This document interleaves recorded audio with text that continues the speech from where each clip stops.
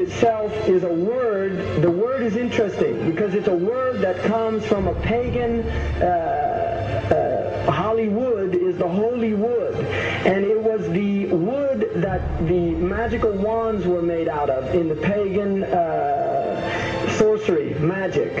And these wands were believed that the sorcerers that possessed them could put people into trances and control them. This is part of, this is symbolic, but it's also important to understand that part of what Hollywood literally does is it puts people into trances. It's a dream state. They call it the dream machine in the United States.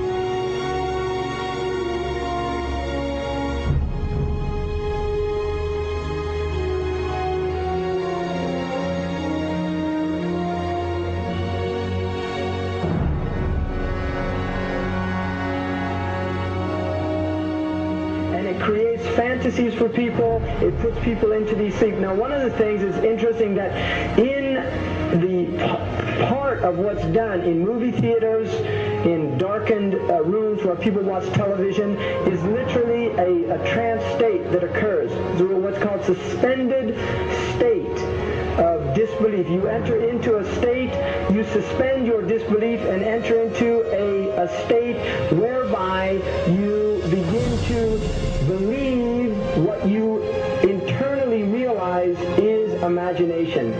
It's falsehood. Films are magic. It's just magic. You go and you watch these things and people get caught up in them. People cry during films, all this catharsis that takes place in these things. Many of the films, and this is an important element in the control mechanism, is literally allow people to go and have certain type of catharsis as a purging experience, which Aristotle talks about the necessary element. One of the necessary elements of tragedy is to create this cathartic experience. And this is why a lot of the films, especially also news and things like this is why news is very important in this culture. Everybody watches the news. They have this tragic, cathartic experience of watching the tragedies of others and then feeling safe and complacent in their own experience of this suspended state of illusory well-being. So these are very intricate and sophisticated methods. Now, I think it's dangerous, although there are elements, that there's concerted efforts that take place, there's also a lot of people that have similar worldviews that aren't necessarily working together in concerted efforts.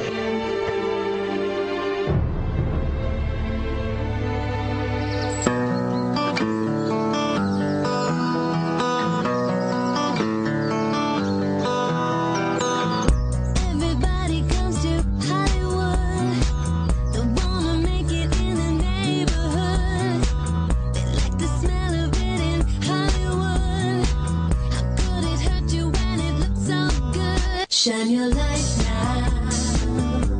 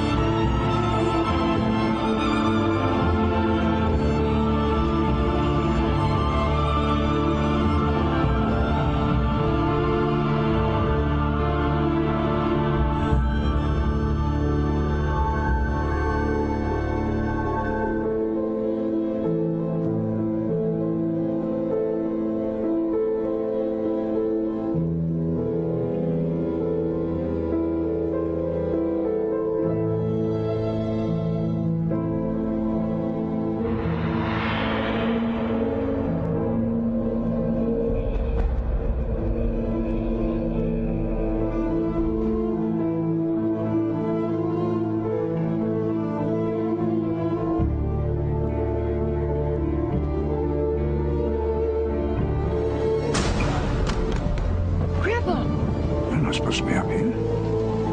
Looking at that? I just wanted to know. Yeah. You're old enough, I suppose. You should know the story.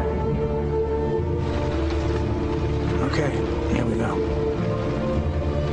It was 1832.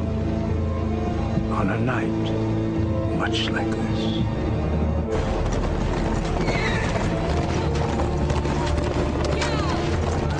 Charles Carroll was the last surviving signer of the Declaration of Independence. He was also a member of a secret society known as the Masons, and he knew he was dying. He woke up his stable boy in the middle of the night and ordered him to take him to the White House to see Andrew Jackson, because it was urgent that he speak to the president. Did he talk to him?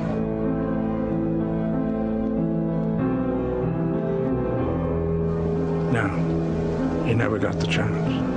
The president wasn't there that night. But Charles Carroll had a secret. So he took into his confidence the one person he could. My grandfather's grandfather, Thomas Gates.